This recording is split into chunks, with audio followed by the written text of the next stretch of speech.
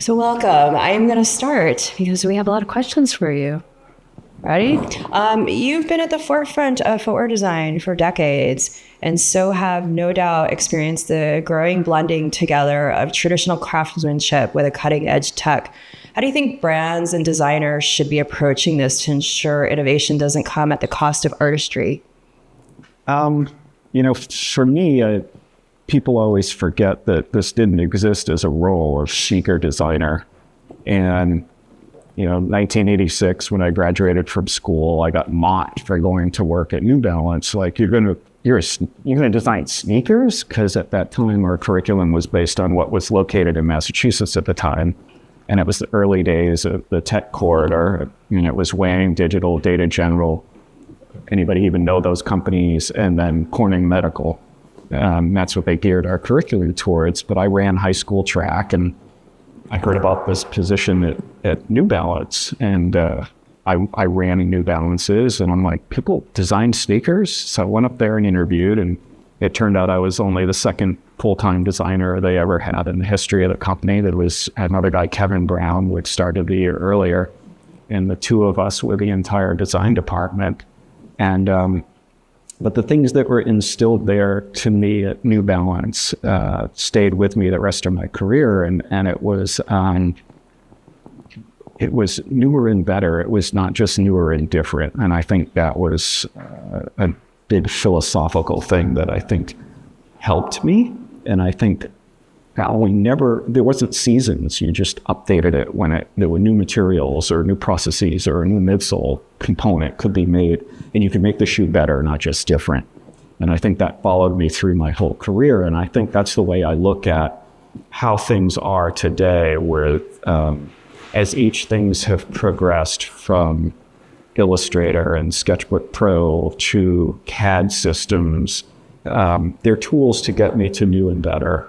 And I think as things evolve from 3D printing and AI, you always have to remember it as a tool, not the be all and end all. Don't rely on it. Be lazy as a crutch. I mean, the best intelligence is right here, so use it. And AI.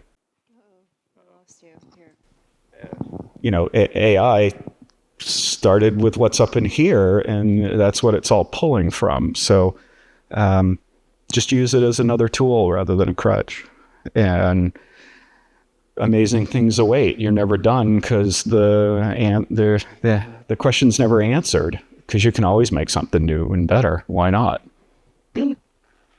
Yes. So there's a lot of excitement and skepticism around the use of AI in footwear. What parts of the footwear creation process do you think should use it? And where is the human brain, where should it stay?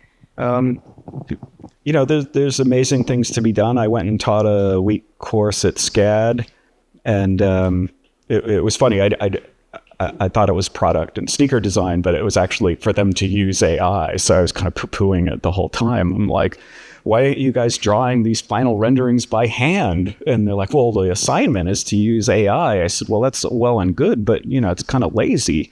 You should learn how to draw, because one of those things that as you integrate new technologies with the old craftsmanship, that I learned my craft from pattern makers at New Balance. These guys were old New Hampshire shoemakers or St. Louis shoemakers. And one of the things that I think has made me successful in what I do is those guys taught you the hand making and feeling the form as you drew it, because you knew it was going to translate from 2D to 3D.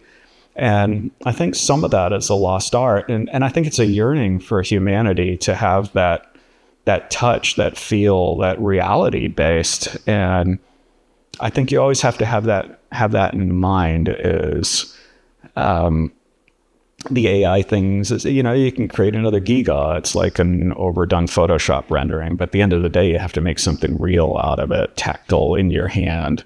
And always keep that in mind. At the end, we live in reality, I am a big believer in making things with your hand. And I think it's just such a nice way to, feel the product. And most of the things I did at Yeezy, I made the prototypes myself. Like half the shoes I made in my garage at home. It's therapeutic in some ways, you know, and it helped you deal with the insanity of how you were working. But out of it came the magic product. Amazing. And we hear a lot about brands struggling to embrace digital tools, especially in design. Where do you think the blockers are in these digital tools? I know we were just talking about like manual, like craft, but if you look at the digital side of that, where do you think the blockers are? You know, for me, in my experience in the early days, it was learning curve, you know, and it was funny when I got to Reebok, they got us all Silicon Graphics irises. You know, it was $100,000 workstations and plunked Alias in front of us. And you needed to enter it in code, you know, C+ and C equals. And you're like, what the fuck is this? You know, I just want to draw and create something cool. And so they brought in someone from Alias who had done this his whole career, and he's click, and there's a shoe, and they're like, why can't you do that? I'm like, well, this guy's been doing that for 10 years, you know, and they would expect you to learn it in 10 days. So I think there's that patience of the learning curve and that transition. I mean, I wanted to use the tool, but you were always so busy to pull away to learn this new craft and this tool, or the expectation was that you would do it at home in your own time. And like, where's your life then? And I think my life and my experiences influence what I create and how I create. And it was funny that the same thing happened at Nike. And it was with Maya, which you go back, and it was the Alias guys. And the same thing happened. They brought in some wizards. They convinced John Hoke that this was the future and the magic. And they're like, okay, you're all Maya jockeys now. And we're like, wait a minute. And so I think that kind of bureaucratic mentality of the people who are making decisions, who are the people who don't actually have to use it, should be forced to use it and learn it first. So that they understand the pain of having to learn it, and then they can relate to you doing it. Because to me, you know, the light bulb went on. You know, I grew up in the Captain Kirk Star Trek era, right? Amazing. I mean, it's you watch it now, and there's some hokiness, like the Gorn, his rubber suit bends and stuff, but their vision of the future was still so clean and pure and beautiful that it's believable still. And I went to see the reimagined one when I still worked at Nike, the relaunch of Star Trek with the classic young Kirk. And I watched the end of it, and there were 2,000 digital artists, right? But if you go back and watch the original Desilu one with Shatner, it's two guys. It's Dean Jeffries and somebody else. And that was the light bulb, like, fucking A, you know, there's a show that's still believable that two guys did all the special effects. And then they did this reimagining of it. And there's 2,000 people to do what those two guys did in a studio in Desilu. And that, to me, was what was happening to us, where they wanted to take Dean Jeffries and his assistant and make them do the work of these 2,000 guys. And that's where it was wrong. So then that affects us, where I'm like, you reject it. Like, no. And it hurts the digital tools. It hurts the process. It hurts the people. It hurts the company. There's just that understanding of, you know, this is something new. You have to allow us the time to teach us this. And at Nike, they pulled us away for like a week and put us in a room with the Maya guys and said, okay, everything's digital now. And we're like, well, I'm a caveman with a rock, like click, drag. Okay, I can make a cylinder, I can extrude it, and I can add a spear to the top, but I can't do a fucking shoe. You know, it's like that takes weeks. And it was frustrating. And then what happened is, I'm sorry, I'm ranting a little bit about it. But I remember this very clearly. We got Denny Dolan, who was the head pattern guy for us, brought in Shoemaker, right? And Maya, much like Alias, came from the film industry. You know, the terms were helicopter, dolly, and it was like it was filmmaking software that they kind of like, okay, you can do product design with this, I guess. And so Denny brings in Shoemaker, which was by Crispin. And we're like, duh, we make shoes. And he showed this to me because at the time there were a few of us, myself, Jeff Henderson, Casey Jarvis. We were PC guys. We rejected Apple at that point. And you could run it on PCs because it was tied to the Crispin pattern making software. And he showed us Shoemaker, and, you know, caveman dummy like me was able to learn it in 20 minutes. I did a shoe in 30 minutes. And I was like, holy shit, this is it, you know? And then the Maya to me was visual masturbation because people were like, look, you can be like a fly and fly down inside the shoe. I'm like, who the fuck flies down in that shoe? Who cares? You know, a consumer's not going to fly down into the inside of their shoe. Who cares? What's going to help me make the shoe better? So Shoemaker to me, you know, as a logical person was like, okay, I designed this thing. It's building the 2D flatten pattern right beside me. Then this thing can go downstream to the pattern maker that then go to the factory. Like, it made total sense, but Maya was a dead end, much like a Photoshop rendering or something. And I'm like, so Denny was trying to start this revolution internally, and, you know, upper management and design heard about it and stole all our dongles in the night so we couldn't use Shoemaker. And you're like, what is wrong with this? So, you know, I think to be understanding and to find the appropriate tool for people rather than ram it down your throat and force a singular system on things. Because now I hate it. I would have loved it if I continued to use Shoemaker and that evolved. And I think that's part of it, is understanding what is the best tool for the designer to use. And, you know, for me, when I went to go work at Yeezy, I drew everything by hand. Kanye's like, oh, it's magic, you know, yellow trace and a Sharpie. And, then I got my iPad with Sketchbook Pro and the pencil, and it was a digital paper. This is what I've been waiting for. And so everything from then on in after the year one was done on my iPad. And then that was easy for me to then download the file to my CAD guy, who was then able to build all the 3D for me. So I think that's what people need, to just step back and what are the appropriate tools? And it can be down to the individual, because at the end of the day, you want what I want to get out and give to you as the company, right? And that's what it should be. It should be the easiest thing possible to get to the best output. I'm done with my rant. Love that. But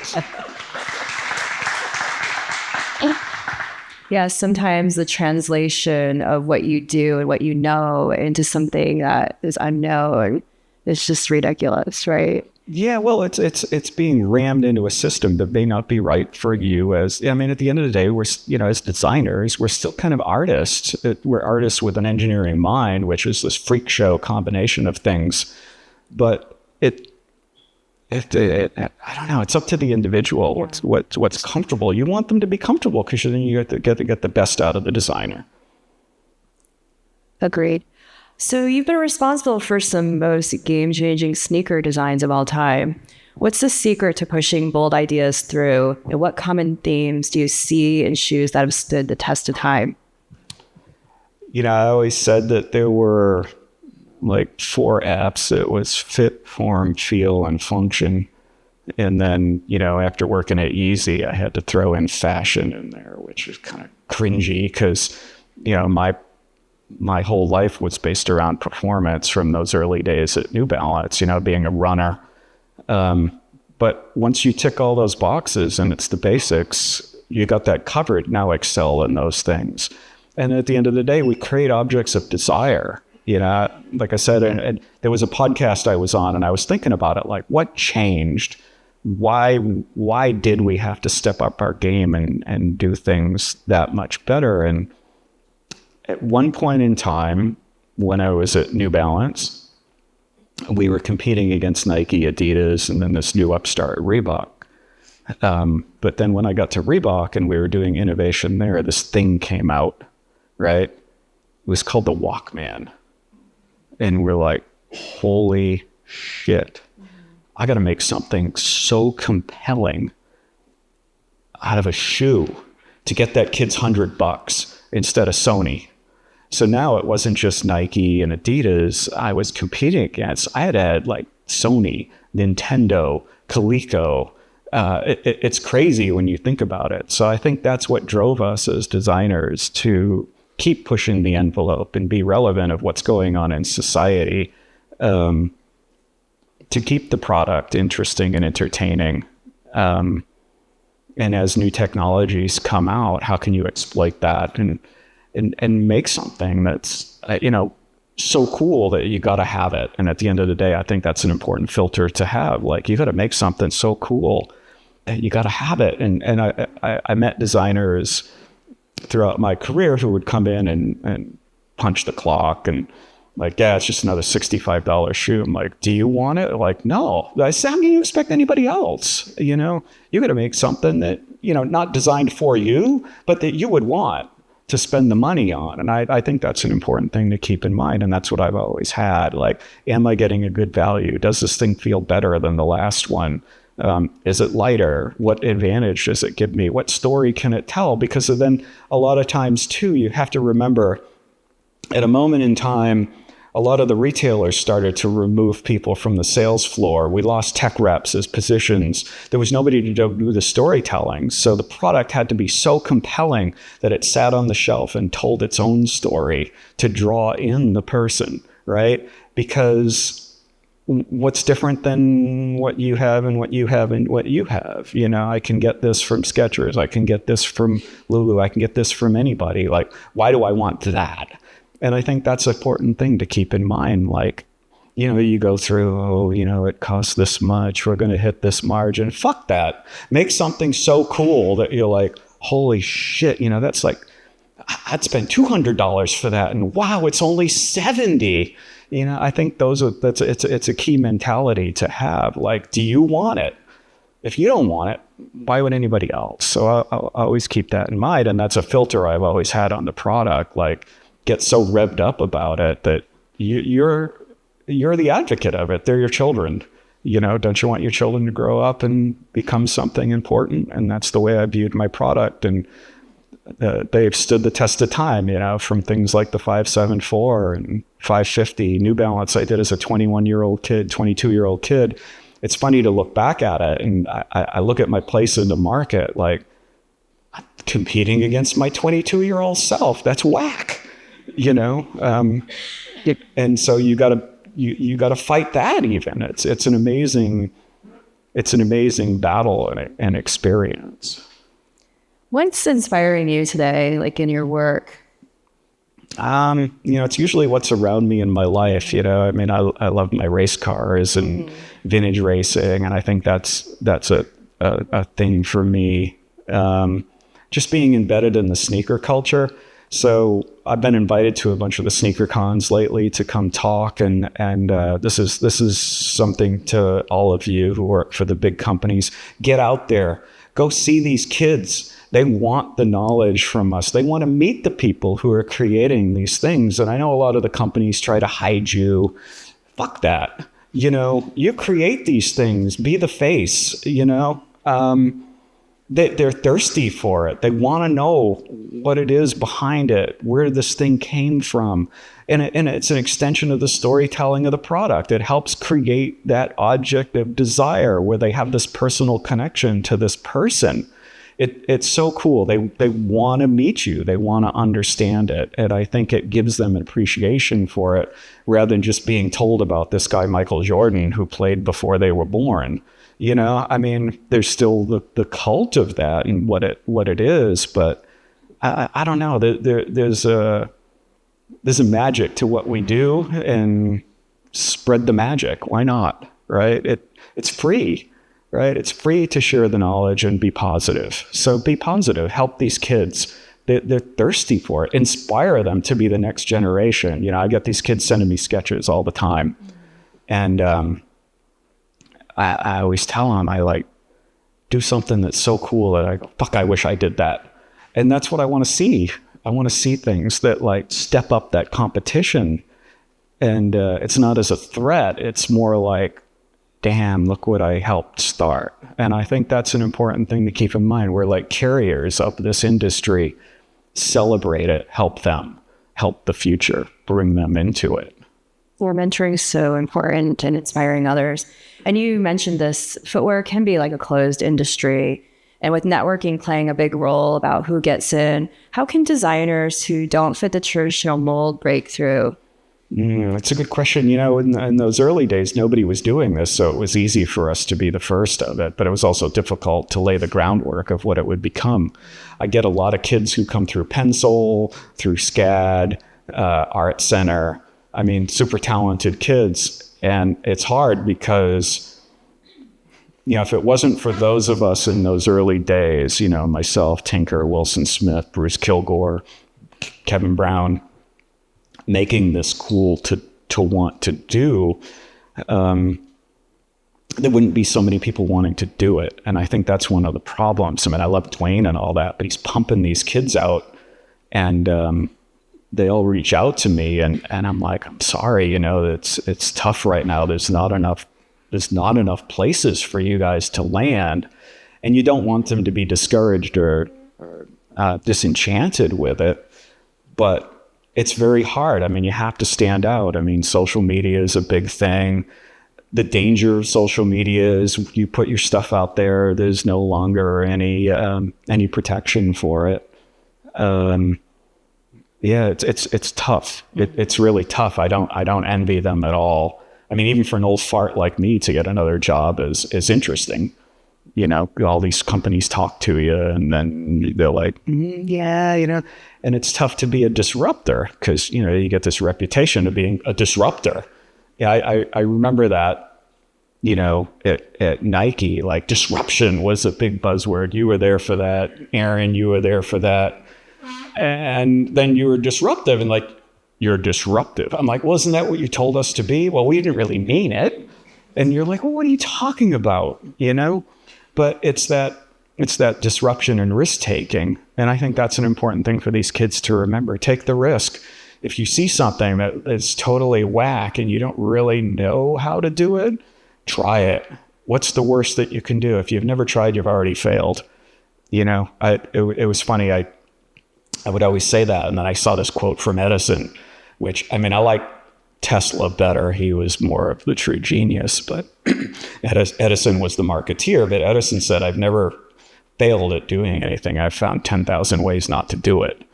But I think that's a key thing. Take risks, think different. Another one of my favorite quotes was General Patton. If we're all thinking alike, somebody isn't thinking. And I think I always keep those things in mind. And, it's my whole life I've been the square peg in the round hole, but at the end of the day, I deliver. So you can't argue with the end results. Put up with me? Sure. If you don't, fine. I don't care. I'll go someplace else and bring my gift to them. But yeah, sometimes you don't fit in the corporate structure. So that's what's good with a smaller company. You're more welcome. They want to learn from you. It's like, what's this guy's key to success? It's like fucking shit up. And out of it comes amazing results that can't be argued. I mean, the first shoes I ever designed as a 21-year-old kid is still in the market, stronger than ever. It's whack. I don't believe it some days, but I don't know. I don't know what advice to give. Just keep trying and try to do something nobody else has ever done and show things that people have never seen before. That's what I've always tried to do. Yeah, and find like where you stand out, right? Where you're different from others. Yeah, it was funny. You think about standing out, and it's funny. Some people have the uniform of designer, right? And it was funny at Reebok. When I did the Pump Fury, and I was doing things like DMX and all the crazy technologies there. Jessica Del Genio, I don't know if you guys know her. She does a trend service. She was the assistant color and materials person there at the time. And so I left, and they had these young British designers who came in, and the one girl was like, oh, I've seen that Pump Fury, and, I'd love to meet that Steven Smith. I'm sure he's brilliant with a beret and dressed in black. And Jessica was like, it's best you never meet him, and you're only going to be disappointed. And, it's funny, I traveling with Kanye as his head of creative, his right-hand man, I would be traveling everywhere like, yo, this Kanye West. And some old white guy, and Kanye would laugh. He's like, they don't know the genius. And I'm like, oh, yeah, that's your superpower. They don't know who you are. Enjoy it. I'm like, okay, sure. Well, speaking of old white guy, what consumers now over 50 becoming powerful market force, how should brands rethink about product design and marketing to this demographic? That's a good question. Especially maybe in the eyes of where you're working now. Yeah, I mean, comfort is king. Always remember that. You look at brands like Ultra and Hoka. I mean, amazing. People forget the origin of Hoka, that it was two busted up old trail runner dudes who wanted to run downhill and not hurt their heels. And so they double thicked their midsoles. But they made something that was a true revolution where people like, it's a big marshmallow. It's great. And it changed it. You got to remember at the point in time when Hoka kind of came on strong, everybody was all about Vibram and Five Fingers and lower to the ground, low profile, which was probably good for about 2% of the population. But people put it on because it felt kind of natural. But then Hoka was almost like the antithesis of that. Like, oh, yeah, you're going to do that? We're going to do this. And, it just proved that comfort is king. And you have to understand, too, with runners, male in particular, once you're over 40, the fat pad in your heels starts to thin by 50% as you age. And keep that stuff in mind, as baby boomers age. I mean, I don't know where I fall. I'm kind of like end of December 64. So I'm in this gray zone. But everybody likes comfortable stuff, no matter what age you are. And ease of entry. That's where Kanye was like, once he got in his 40s, I don't want to use laces anymore, bro. I want to jump in and go. And I think that's, it's a good, there's these weird things that pop up that should be triggers for you on your product creation. The busted up old runner, the jump in and go, that are good insights into creating new product opportunities. So I think that's something to keep in mind as we age, Great. I'm going to go back to technology again. 3D printed shoes aren't mainstream quite yet, but customization and on-demand production are gaining momentum. What do you think about these evolving technologies, or do you think they'll evolve? Because really, 3D printed shoes have been around for quite a bit. Yeah, it's kind of funny. I go back to like the CAD analogy and digital tools. I remember I was watching like the Today Show, and they had this guy on, and I can't remember what company he was from, maybe Converse, and he had like a Chuck Taylor. And he was showing it on there, and he's like, this is a 3D printed shoe. And they were all like, ooh, 3D printing, it's the future, right? And they're like, so what? How does this thing go? You press a button and the shoe comes out? And the guy's like, oh, not really. And she's like, well, okay, what part of it's 3D printed? He goes, well, this little piece on the eye stay. You can't lie to people like that and get them all fired up for something that's not real yet. It's cool, it's the future, it's a vision. But when it's fully 3D printed, yeah, it's magic. There's early stages, the Koobs guys, the Zellerfeld guys, they're on the cusp of it, but it's still plasticky. It's still all one material. Whatever you do with it, it's a great new process. So design and build something that shows off that process rather than replicate what you can already make for, you can get a piece of mesh for 50 cents. Why would I spend $50 on a 3D printed replication of mesh that I can get for 50 cents? Invent something new, a new aesthetic, a new structure. Play off the process. That's the magic, right? Convince people that this thing is the future. Make it look like it's the future. Why make something that you can already make in a cheaper, more economical process? That's the magic. And then fit, feel, and comfort. Once those things step up to that level, figure out how you can push it. Because when we had the roundtable yesterday, I talked about that. You can get, like the you can get a slide for $20 at Walmart. That's a nice squishy piece of foam. It's not the best there is, but damn, you put your foot in and it feels great, right? So you make this 3D printed thing that's $200 and it doesn't feel as good as the $20 thing. How can you justify that? So I think those are things to keep in mind. Every time it goes back to that early mentality that was instilled in me at New Balance. It's like, is it better? And I think that's what you have to do with the 3D printing. And then customization, it's very funny. I hear that, it's a buzzword like recovery. What the fuck is that? What are you recovering from?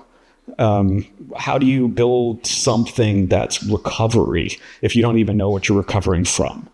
And with customization, face it, the average person is lazy. It's a gewgaw. They can click on something that puts their name on it. That's customization. Or is it something where you fully 3D scan your foot and you get this made to you shoe? What is that? With Crocs, it's the charms, right? And that to a lot of people is customization. Having worked at Crocs now, I start observing people, and that is cool. You see people with their own little charms all over the place, so they write things on it. There's an opportunity for customization. So what does that mean?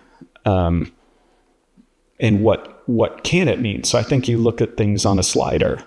Like, is it something as simple as attaching something? Is it something that's made for me, and anything in between? So I think that's for us to interpret what we think is cool may not be what the average Joe thinks is cool. I think last night we were talking about how you were hired at Nike, right, as a Nike ID designer originally. Yeah, it's pretty funny. When you think about customization in that historical realm. It was interesting. Like, there was no head count. And then Michael Donahue got one head count for design, and they threw me in it. And they wanted me in running, but the only head count available was this new thing they were creating called Nike ID. So it was me and whoever was going to run Nike ID. And they just kept getting expense reports for this guy they never met. But I was attached to the running team. But, I did do some conceptual work on what ID was and cut and paste in pieces. And it was the early days of what could it be. So it was interesting. People did like to build their own colorways and things. And it creates complications. If you want to do custom graphics on things, you do have to have filters to stop people from using licensed imagery and things. But it also, you always have to look at both sides of it. Where's the win? Where's the loss? The loss is you could get sued for somebody putting like a Smurf on your shoe that you don't have the license to use. But it also gives you the opportunity to grow the business, to do a collab with Smurfs, to give them a cut of the business. And now you have an exclusive. I mean, we just did a Bape combo with Crocs that launched yesterday. And it's like Jordan era frenzy where they had to call in the cops in New York City because people were dying to get these Bape things. And, again, that's the customization, because you got the ape head and the Bape and ape shall not kill ape gibbets on it, so you can customize it, add this, add that. So I think there's still opportunity there, but I think you have to look at it through a positive filter of the business and how you can connect brands and bring the collab into it. So like when I was doing the thing at Nike, I went to go do my own Nike ID. I wanted to, it was funny. I had left Reebok and my eBay handle was Reebok Hater. And, so I went to put Reebok Hater on the back of my Nike ID shoes, and it wouldn't let me do it. It was funny because it was Reebok, so it was trademarked. But it would have been kind of funny. But then I even tried to put like my race car number on it. It wouldn't let me put 66. There was no logic. You would have liked to have seen like, here's why you can't use that, as opposed to you can't use it. So like everything I put in, nothing worked. So then I got frustrated and didn't bother making one. I mean, you always have to think of the end user and what the consumer wants. Put yourself in their place. It's hard. It's hard to do, but because you're in love with your idea, right? But you really have to filter it and question it and get yourself in touch with the consumer, the person who's actually going to give you the money for it. So what do you think about this 12 to 18 to even 24 months product development process? I'm curious, because you've worked at a wide variety of brands, where do you think the bottleneck is getting closer to market? And did you have those same experiences maybe when you worked at Yeezy, other, even Crocs? Like, what does that look like for you? And where do you think the bottleneck is? Where do you think we can speed things up in this place? There's definitely been a range of things, doing innovation. You had a 3 to 5 year plan on things. And then with Kanye, he wanted it now. So there were certain products that we did there, like the 500, that was an old sketch I had in my sketchbook that he saw, and it's like, it's fucking fire, bro, let's make it now. And Adidas cramped, their sphincters got all tight. But it was within 6 months we had that thing from the sketch to production. I mean, it's unheard of. Yeah. It was the fastest Adidas shoe ever to go to market. And then there are other things that take years. I don't know. The biggest thing, obviously, is that we're the only industry that creates tooling and 14 different size breaks for the molds. There's that complexity, the grading. The foot is not like you put it in a copier and expand it at 100%, 110%, 120%. It's all variable in weird black art of the XYZ of how the foot grows. So it's complex, and I think the tooling is always one of the big bottlenecks, and then the grading of the patterns, because from an infant's all the way to like a size 15, because of those disproportionate proportions, it has to look right, look like the same shoe from this to that. So there's definitely, bless you, there's definitely art involved along the way, from us all the way to the execution and manufacturing and production. So I think that's where things like, if we can get the 3D printing and, digital replication, that can streamline it dramatically, because all that data is there now, and it's plug and play. I think that's again where one of the magic of the digital tool comes in. Is that how the 6-month shoe made it? Tell us, like, how did that happen so quickly? Kanye said, "Get the fucking thing out now." Adidas jumped. That's what it was. I mean, they put all hands on deck at Apache at the factory to get that thing out. Mm-hmm. And then we also looked at the Kobe tooling, and we tweaked the Kobe tooling to get it, because I had a different bottom unit on it originally. And it was, it wasn't the exact Kobe tooling. We did change it. But that was one way to do it, was adapt the tooling to get it to market rapidly. Got it.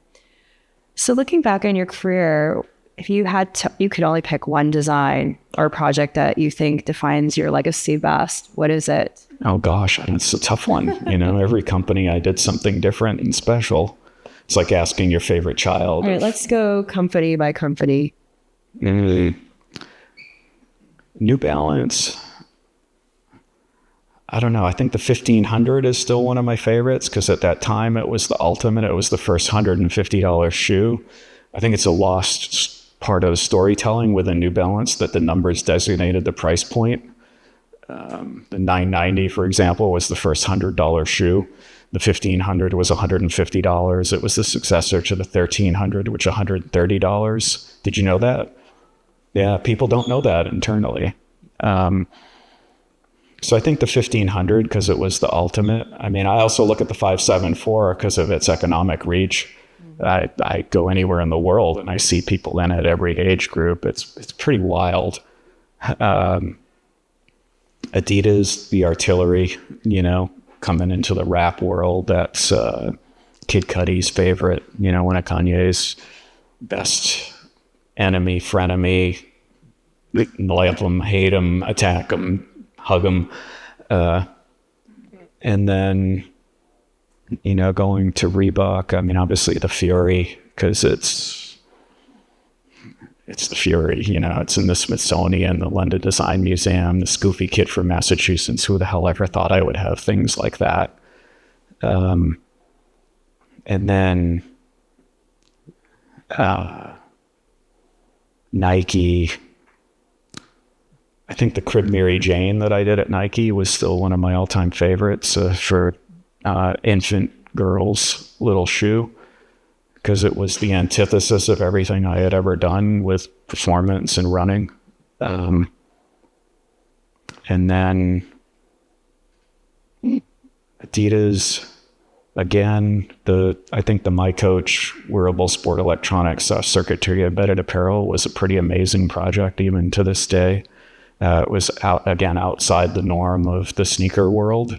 And it got back to my roots of that training at Mass Art with computers and medical devices. I got to reapply everything that I learned in college to do this new thing that didn't exist before. And then Yeezy, I don't know, the Wave Runner. Kanye and I would have this fight all the time because the kids would say, yo, Wave Runner's the definitive Adidas Yeezy shoe. And he's like, $350, bro. And I'm like, the kids are telling me the Wave Runner. And he's $350, bro. And I'm like, I'm just telling you, it's not me. I'm just the messenger. And so I don't know. I think that one was important. Yeah, I don't know. And then Crocs, TBD. I don't know. It's pretty good. Yeah. What's next for you? You just started Crocs. What are your aspirations for your next role here? I want to help them broaden their product beyond purely 100% molded thing, beyond the clog. What can they be? I mean, the hardest problem is when people come in, they're like, I'm going to change it, and they go over here, and it's like, that's not how you help a brand. It's like, I'm going to help them go over here rather than over there. Don't forget who you are. There were a lot of cool brands that forgot who they were or got too trapped in who they are, like Tom's. Tom's is Tom's, that's it. K-Swiss, beautiful, crafted leather, upper middle class country club tennis shoe. They tried to be parkour. Who the fuck cares about parkour, right? That's not you. And the consumer will tell you that's not you. So that's the danger. And I told them that at Crocs. They're like, can you help us do this? I said, well, I'll help you do this, because I don't think you should do that. And, they're like, oh, okay, because they want that industry knowledge. That's what Kanye always told me. He goes, how could Nike let you go? You're the collected vessel of knowledge of this industry from its beginnings to today. There's nobody like you. I mean, Tinker, obviously, but and Kilgore, the early days of people that continue to be successful, but there's a handful of us that saw it from its infancy to today. So yeah, I think it's taking that and helping them plan expansion, and I think that's always the thing. You're there to help them grow their company and their business, and always think of it as expansion rather than replacement. Because once you go over here and you left these people behind, which are your core and your DNA, then you have nothing if this fails. So yeah, I think that's the mentality, and we'll show you some fun new things from Crocs, and that's what appealed to me versus the kill it, get things done, sport, win at all costs.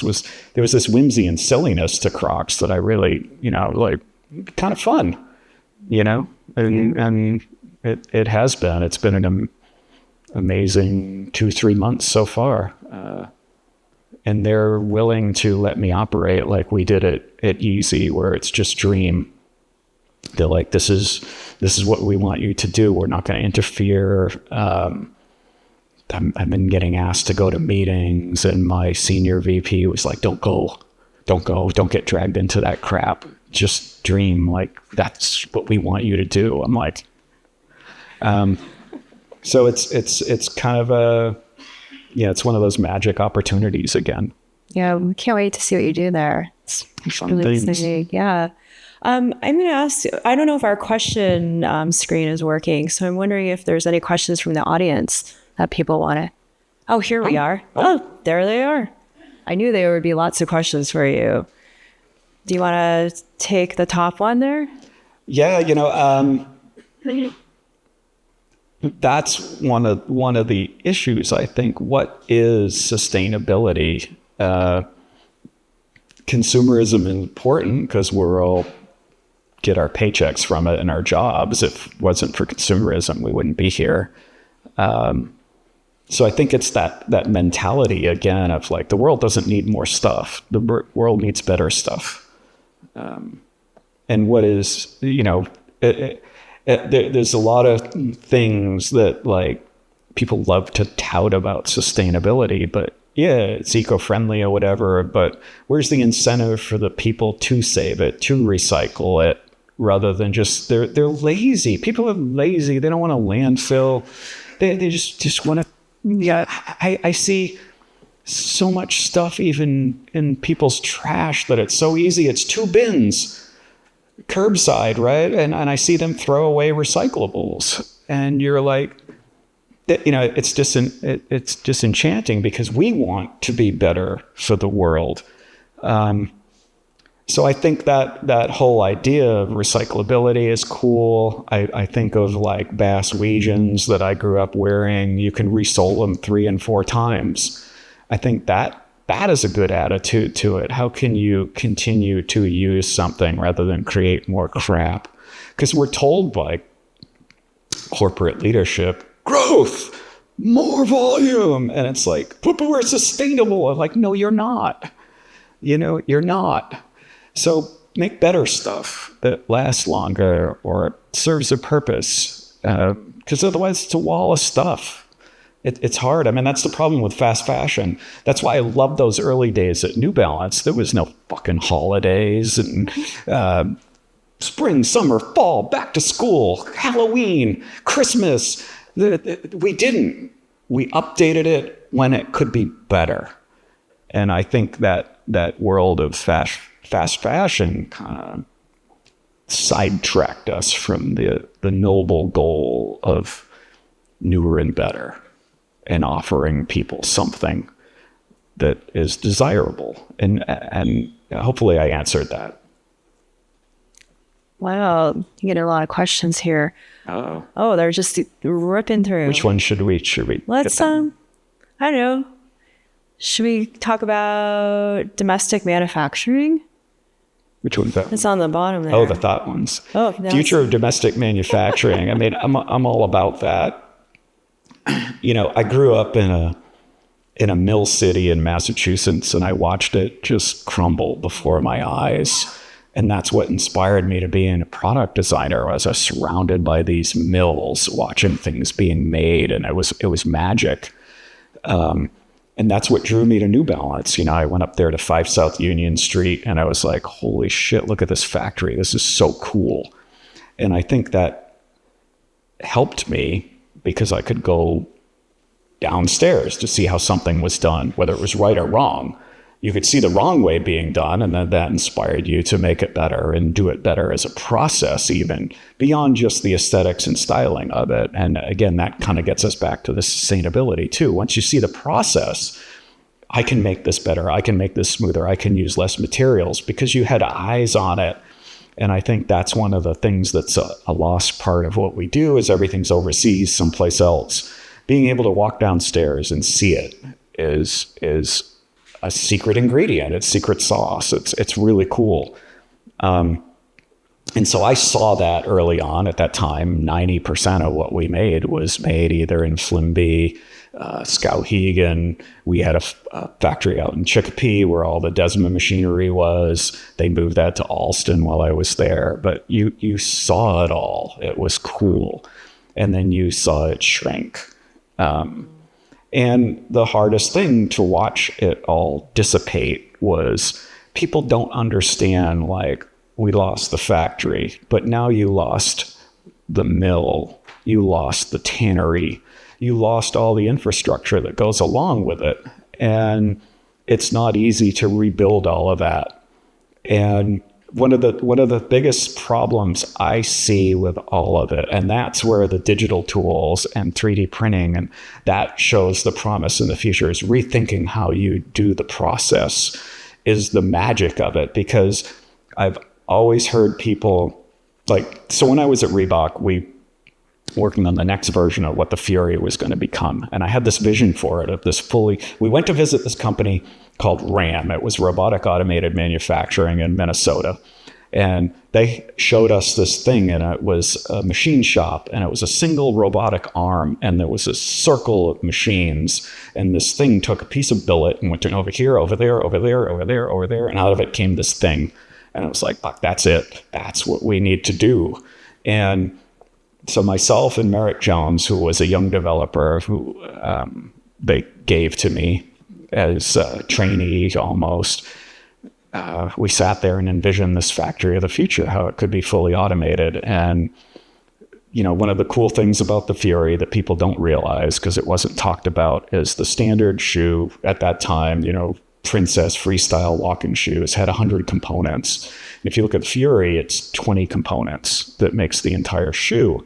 And part of that was reduction of materials, but it allowed us to reduce the materials, amp up the quality and cost of the materials to make a better product, but still hit $120 price point. And it's a very Bauhaus way of thinking. And we then looked at that for this advanced manufacturing project. So I got the shoe down to 5 components. And then we went to Uvex that makes safety glasses, and they had a factory in Rhode Island, and it was, rather than a circular factory like a Desma, for example, it was linear. And it was really cool because the machines were in modules, so that if you're on a rotary machine and one station breaks down, you have to stop the whole production. But with this linear manufacturing, they could do everything right until the broken machine, and then they could do everything after and finish the production. Or you could pull that module out, repair it, and still continue production up until that moment, or have a second module that you could plug and play versus a rotary system.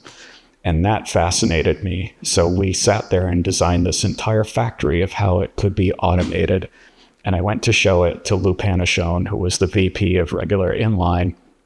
And he was like, can't you just make me a Princess for 15 cents less? And see, that's part of the problem is,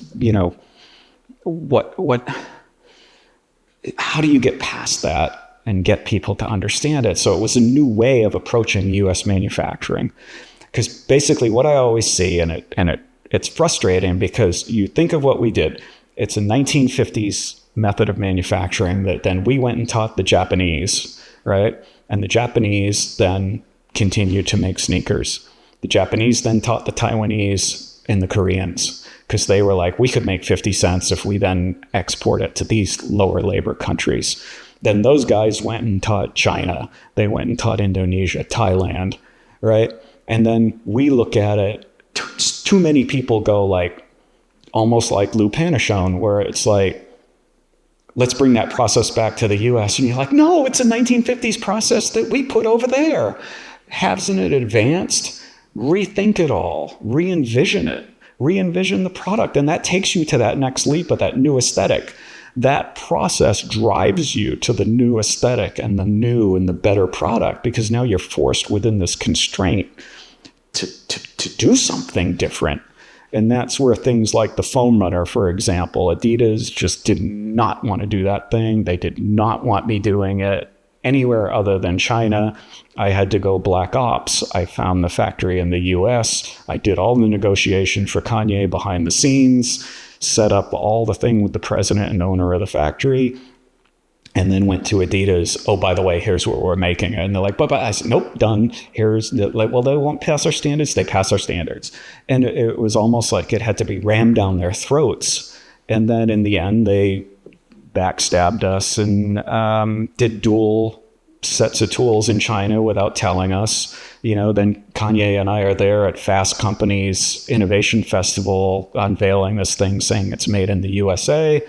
And then 2 months later, I'm getting DMs on Instagram like, why the fuck these things say made in China? You guys just said they were made in America. And I'm like, I don't know where they came from. Are they counterfeit? Nobody told us. So it's that commitment to all of it that will bring it back to the U.S. And, I'm excited about it. I wanted to do that. Kanye had me building a factory in Wyoming. People like, oh, you're just a sneaker designer. No, I wasn't. I did so much more for him. We had ordered the equipment. It was being installed. And then he took off and went to Atlanta with his ADD and bipolarity. That was the end of the U.S. manufacturing. But we were aligned a lot with Dove at LA Apparel. We did a lot through LA Apparel as much as we can domestically. So I think it takes us to be the voice of it and push it. You got to push it because otherwise people are lazy. It's just like the consumer in a lot of ways. They're lazy. You need to help them.